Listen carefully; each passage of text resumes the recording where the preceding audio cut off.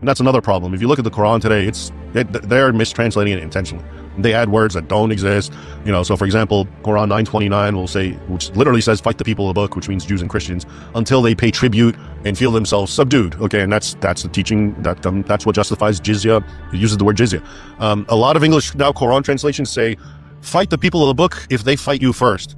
Okay, so now it doesn't look so bad. This is, again, defensive war. This is just war. The original doesn't say they fight you first. It says you attack them. So there's unfortunately a lot of playing around with Islamic scriptures intended to deceive infidels. Yeah, those are two different verses. But let's actually talk about what these two verses mean. The first verse that he mentions is from Surah At-Tawbah, verse 29. Revealed at a time when the Arab Christians repeatedly violated treaties they had signed with Prophet Muhammad, peace be upon him, by allying with the Byzantines, which were considered a threat to the newly established state of Medina. They were dealt with by imposing jizya. Jizya is not a humiliation, as some people like to claim. It was a security treaty tax, which was paid instead of doing military service. It basically gave you exemptions from draft, protection of life, property, churches, guaranteed freedom of worship. It was an overall lower tax compared to zakat, which Muslims paid annually. Yes, Muslims also paid taxes. Also, jizya was not charged to women, children, monks, slaves, or the poor. No present-day Muslim state has the concept of jizya. Everyone follows mainstream taxation guidelines imposed on all citizens regardless of faith. The other verse he accuses of being mistranslated from the same verse is actually Surah Al-Baqarah verse 190. Fight in the cause of Allah only against those who wage war against you.